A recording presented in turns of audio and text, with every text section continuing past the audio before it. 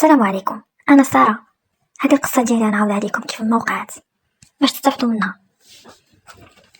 انا كنت وحيده عند والديا، غير انا اللي عندهم صافي، وكان ديما عندي هذاك الحب ديال اخت ولا الاخ يكون عندي. فاش كنت صغيره كنت كنلعب بزاف بالمونيكات، كنحسب بهم بحال خواتاتي، ولا كان عندي واحد النقص كبير حيت ما عنديش خوات. فاش كبرت ولات عندي واحد الامنيه كبيره، هي انني نتزوج ونولد الولاد، تكون عندي شي بنيته ولا وليد.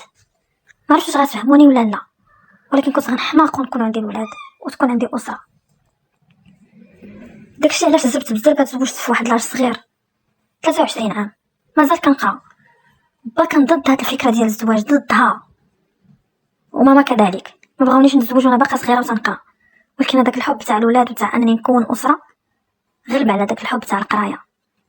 تلاقيت مع واحد السيد من ناظور، وحتى حنا نيت من ناظور، هو كان من ناظور ريفي. كان دخل سوق راسو محترم وكل شيء. فاش تلاقيتو فاش بروبوز عليا الزواج من اول مره مور علاقتنا اللي دامت تقريبا شي 3 شهور، وافقت نيشان، ما ترددتش. صافي جا لدارنا خطبني وداكشي. والديا بقاو ديما ما موافقينش على الزواج ديالي، وهما يقولوا ليه ديروا خطبه. بقاو واحد العام تقريبا عاد تزوجوا، بغاوني والديا باش نبدل رايي. ساعه انا والو، وداكشي اللي درنا الخطا لوالدينا. تخطبنا انا وياه، بقينا تقريبا شي عام، وانا كنقول يا ربي فوقاش غير يوصل داك النهار اللي غنتزوجوا. هو كان محترم، ماشي داك الشخص اللي يقول لي يلاه معايا للدار ولا نخرجوا ولا يقيسني بشي طريقه ماشي هي هذيك. على العلم انه كان خدام مزيان، كانت عندهم تجاره خاصه ديالهم، كانت عنده دار وطوموبيلته، يعني كان ميسر الحال. مع ذلك ما عمره ما قال لي ولا حتى فكر يقول لي نديك الدار ولا شي حاجه. بقات يحترم داك العقد ديال عام عاد نديروا العقد ديال الزواج. كان انسان عزيز عليا بزاف، كنت تنبغيه بكل جوارحي. واكثر حاجه كانت كتفتني فيه هي انه كان محترم، كان كيقدرني، ما كانتش فيه البساله. كان محترم بزاف لدرجه ما بقاوش رجال بحال هادو. ما عرفتش واش باقيين ولا ما باقيينش. المهم في هاد لا جينيراسيون قليل الدراري اللي كتلقاي بحال هكا نقي مده عام ما دار معك حتى شي حاجه ماشي هي هذيك. كانوا صحاباتي كيقولوا لي راه كون كيدير شي حاجه اخرى في جهه اخرى، كون كيخرج مع بنات اخرين. ما يمكنش الراجل اللي يكون بارد حتى لهاد الدرجه، ما يمكنش، ما عمرو قال لك زيدي معايا للدار. ولكن انا ما كنتش كندير في داك الشيء. صافي كنقول غير كيبغيو يديروا لي الوسواس. ما علينا.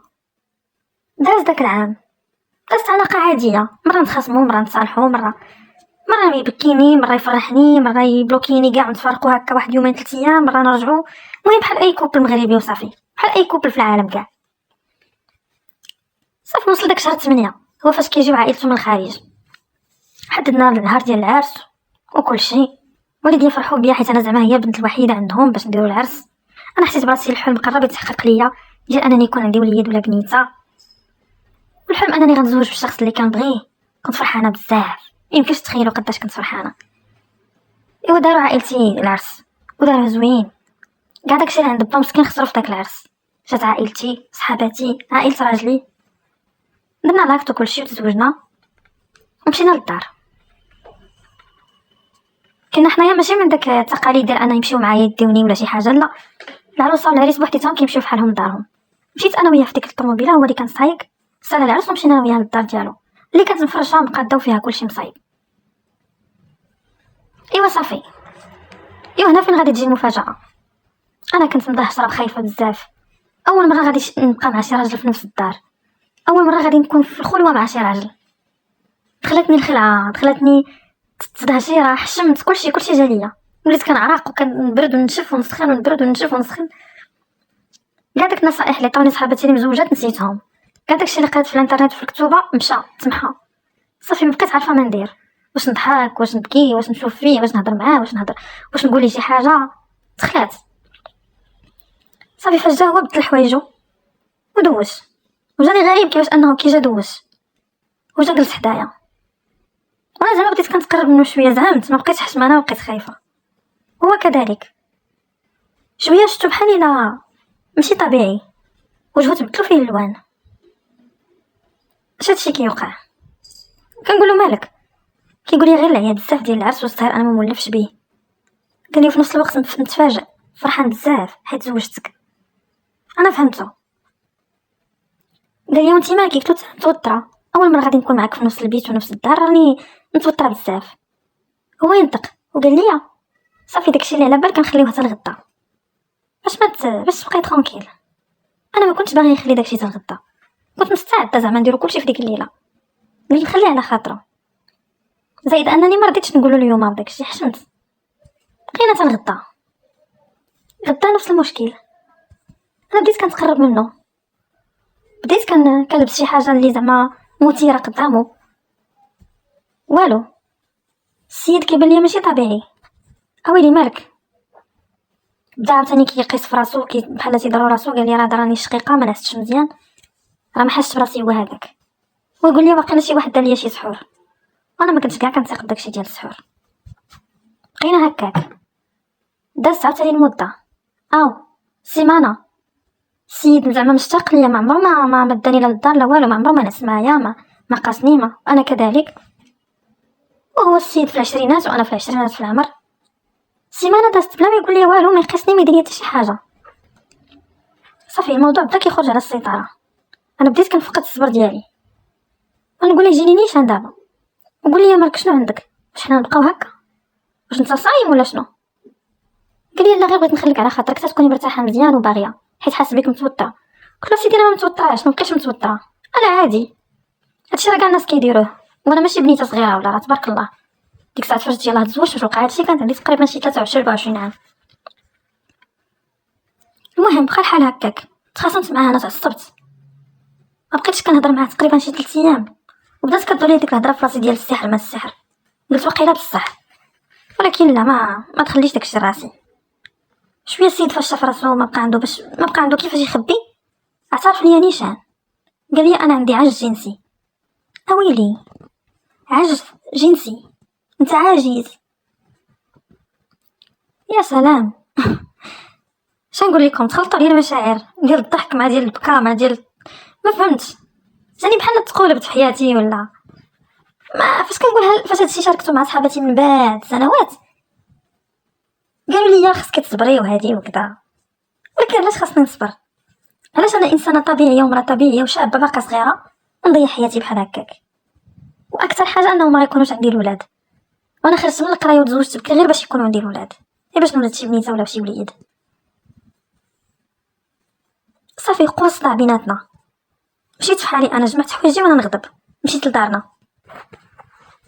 ما فهموا والو، وقالوا لي سكتي، عندك شي واحد في العائله يعرف انك غضبتي في الشهر الاول ديال الزواج؟ قلت لهم راه غير تخاصمت معاه وصافي.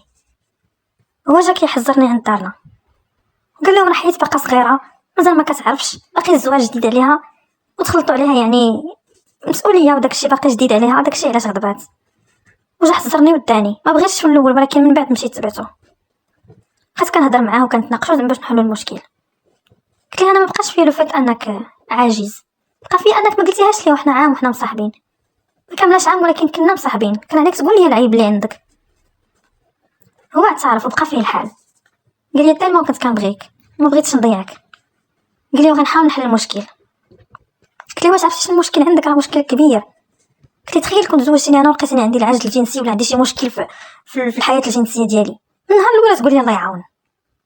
الراجل ابسط مشكل كيكون جنسي عند مراتو كيقلب على مرا اخرى ولا كيتزوج كيقول لك هو معذور، مراتو فيها العيب. طلعت مع بنت الناس وبقيت ساكته وخبيت الستر ديالو.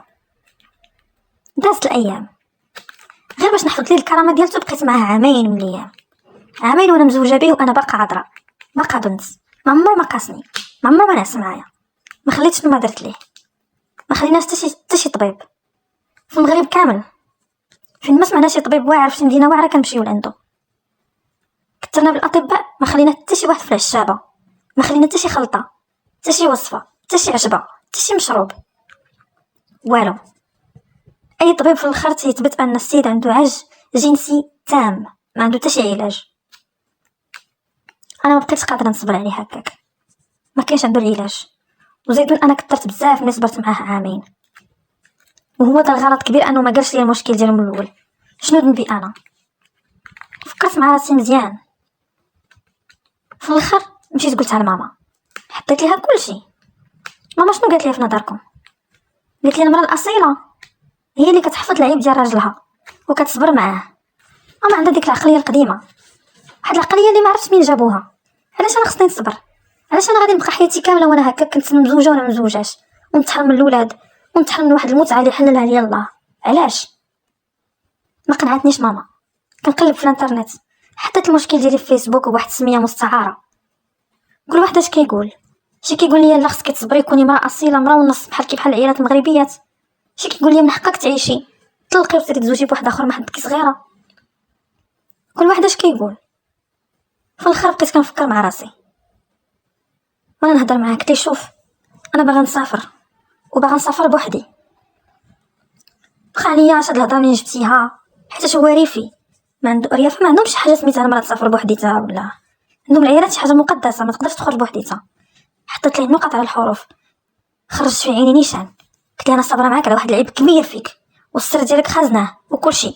قلت لي انا ركبني الاكتئاب معاك ما خلانيش نسافر. صافي بقيت معاه مازال شويه وهكاك صبرت، جاني واحد الاكتئاب حاد. صافي وليت كنفكر في الانتحار. مشيت عند الطبيب عطاني مضاد ديال الاكتئاب، طبيب نفساني. بقيت كنشرب الدواء، مالي انا على هاد الحاله. صافي حياتي ولات غير الدواء الدار، الدواء الدار، بحال شي حلقه محكوم عليها بالحبس. رجعت لي الفكره ديال السفر في راسي، عاوتاني ما بغاش. وانا نمشي للمحكمه، مشيت عند محاميه، عفوا ماشي محكمه. هضرت معاه، حطيت لها كلشي. قالت لي رفعي الدعوه ديال الطلاق. قلت لها غير انت طلقتيها ما غتاخدي والو، حيت انت اللي باغا تطلقي حيت ما عندكش الاولاد. انا ما كيهمنيش، ما بقيت باغا والو، بغيت غير نمشي في حالي نتحرر.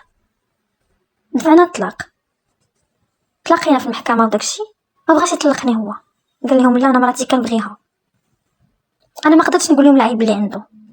المره الثانيه وقالت عليا المحاميه، فاش مشينا للمحاميه وتقول لي ويطلب، قالت لهم راه عنده عرج جنسي تام ويطلب التقرير الطبي ديالو.